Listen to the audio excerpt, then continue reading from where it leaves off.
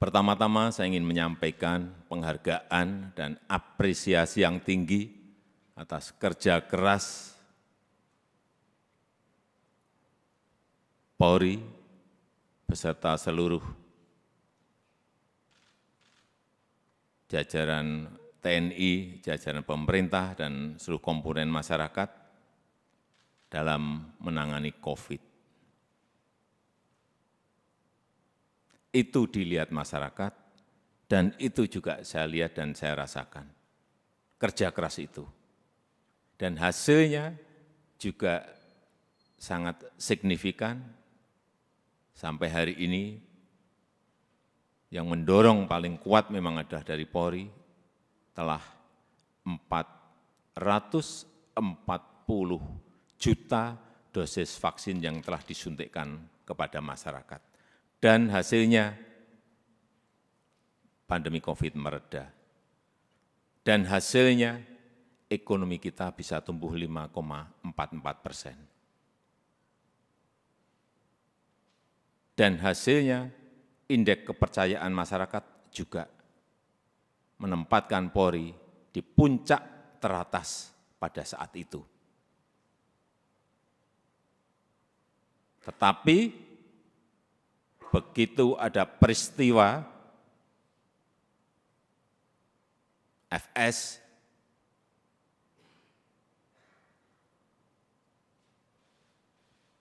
runyam semuanya dan jatuh ke angka yang paling rendah. Dulu dibandingkan institusi-institusi penegak hukum yang lain tertinggi, sekarang saudara-saudara harus tahu menjadi terendah.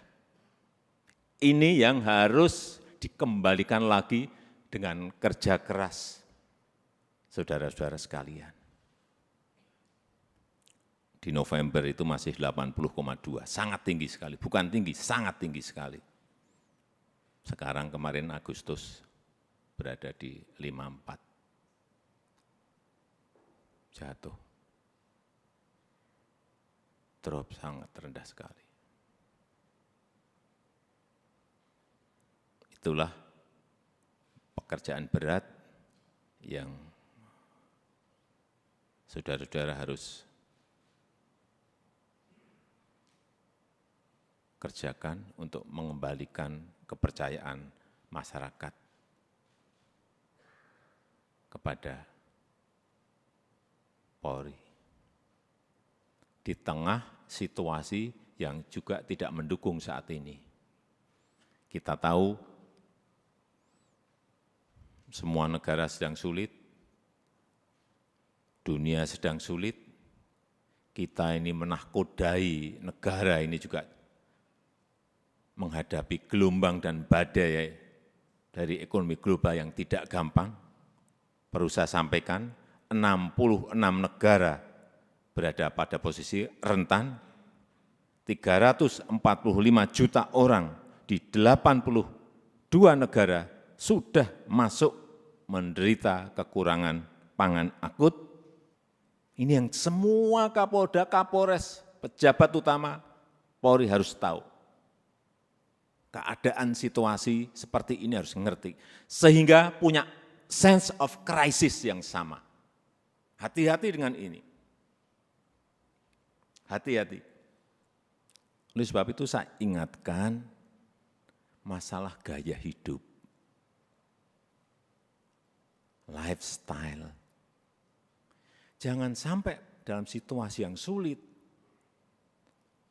ada letupan-letupan sosial karena adanya kecemburuan sosial ekonomi. Kecemburuan sosial ekonomi, hati-hati. Sehingga saya ingatkan yang namanya Polres, Kapolres, yang namanya Kapolda, yang namanya seluruh pejabat utama, perwira tinggi, ngerem total masalah gaya hidup. Jangan gagah-gagahan karena merasa punya mobil bagus atau motor gede yang bagus. Hati-hati, hati-hati, saya ingatkan hati-hati. Masanya yang lalu-lalu sudah usai. Teknologi sekarang ini menyebabkan interaksi sosial berubah total. Sosial media bisa mengabarkan bukan hanya TV, bukan hanya media cetak, media online. Pribadi-pribadi kita sekarang bisa menjadi surat kabar, bisa menjadi media yang setiap saat bisa memunculkan perilaku-perilaku kita sehari-hari kayak apa. Meskipun sembunyi-sembunyi. Saya terlalu banyak mendapatkan laporan. Sehingga kembali lagi, gaya hidup, urusan kecil-kecil, tetapi itu bisa mengganggu kepercayaan terhadap Polri. Urusan tadi, urusan mobil, urusan motor gede, urusan yang remeh-temeh aja.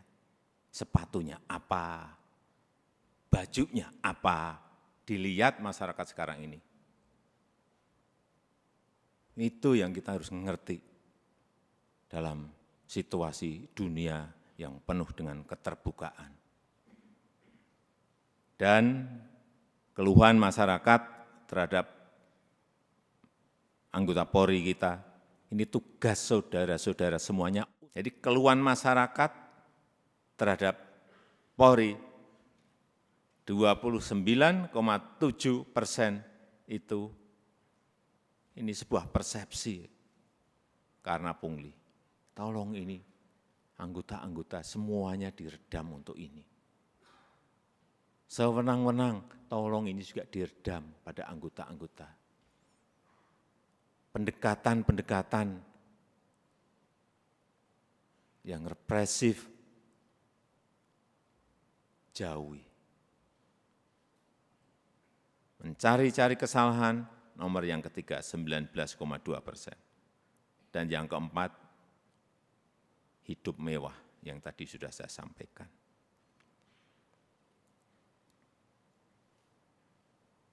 Karena Bapak, Ibu, dan saudara-saudara sekalian, itu adalah aparat penegak hukum yang paling dekat dengan rakyat, paling dekat dengan masyarakat, dan paling sering berinteraksi dengan rakyat.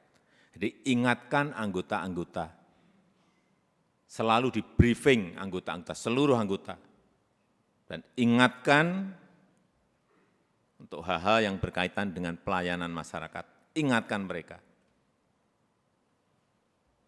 Jangan sampai karena tidak kecepatan kita, yang kedua, rasa aman dan nyaman masyarakat itu, ini masalah persepsi loh. Rasa aman dan nyaman masyarakat itu menjadi terkurangi atau hilang. Karena apapun, Polri adalah pengayom masyarakat. Hal-hal yang kecil-kecil, tolong betul-betul dilayani betul.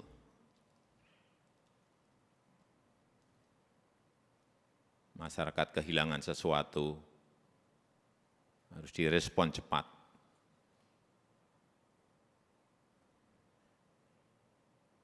Sehingga rasa terayomi dan rasa aman itu menjadi ada. Yang ketiga, yang berkaitan dengan soliditas. Jangan sampai ini, hati-hati, ini sudah masuk tahun politik. Karena pemilu sudah berjalan tahapan pemilu sudah berjalan sejak Juni yang lalu. Harus ditunjukkan soliditas di internal Polri dulu. Rampung, kemudian soliditas Polri dan TNI, itu yang akan mengurangi tensi politik ke depan. Soliditas. Harus ada kepekaan. Posisi politik ini seperti apa sih? Karena saudara-saudara adalah pimpinan-pimpinan tertinggi di wilayah masing-masing.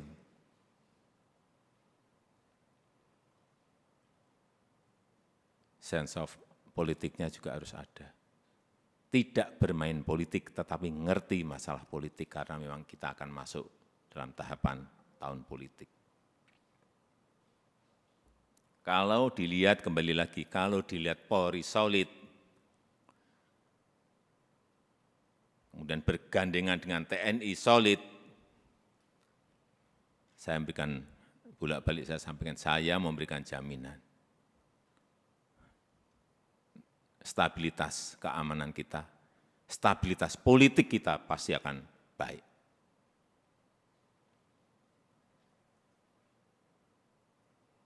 Enggak ada yang berani coba-coba. Kalau coba-coba ya tegas saja. Yang keempat, yang berkaitan dengan kesamaan visi.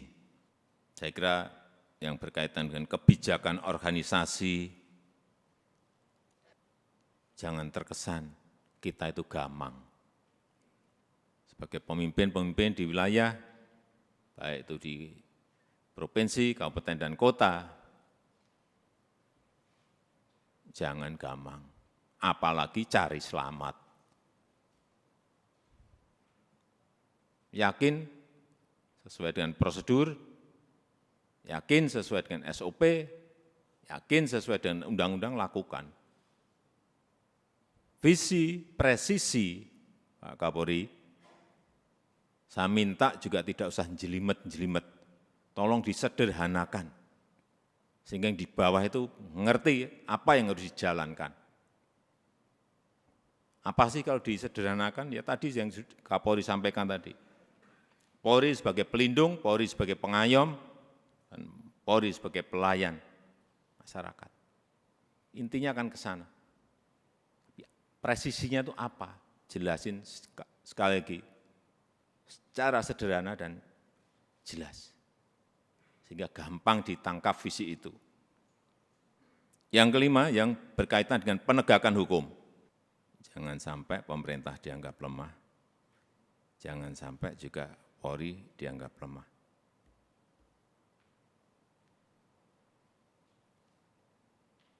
Saya sudah perintahkan kepada Kapolri saat itu urusan judi online, bersihkan. Ya udah.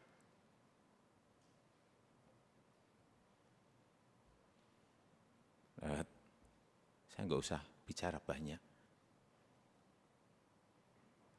Saudara-saudara tahu semuanya, perintah ini tahu.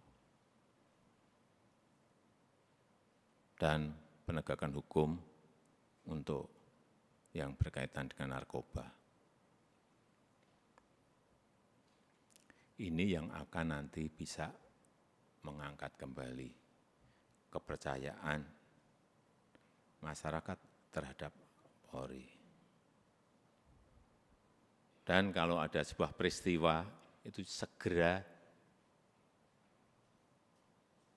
dirancang komunikasinya yang baik. Komunikasi publik itu penting banget. Jangan terlambat, jangan lamban. Sehingga yang muncul nanti kalau lambat, yang muncul isu-isu yang lain. Sekarang ini sekali lagi era sosial media, hitungannya detik, hitungannya menit. Sudah bukan hari lagi.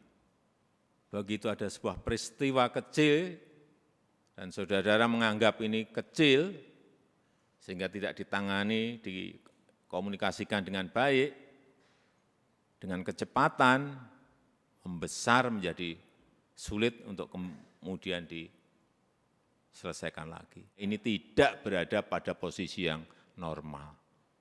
Dunia sekarang ini.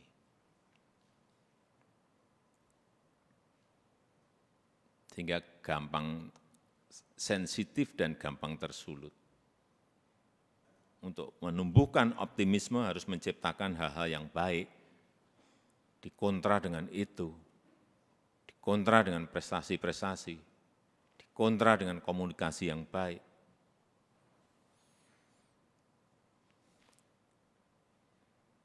Saya rasa itu yang ingin saya sampaikan dalam kesempatan yang baik ini. Sekali lagi, saya sangat menghargai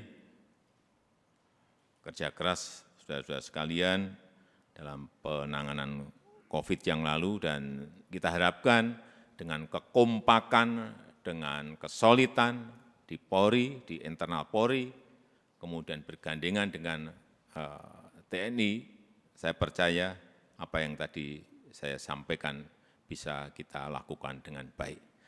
Saya tutup pertemuan pada sore hari ini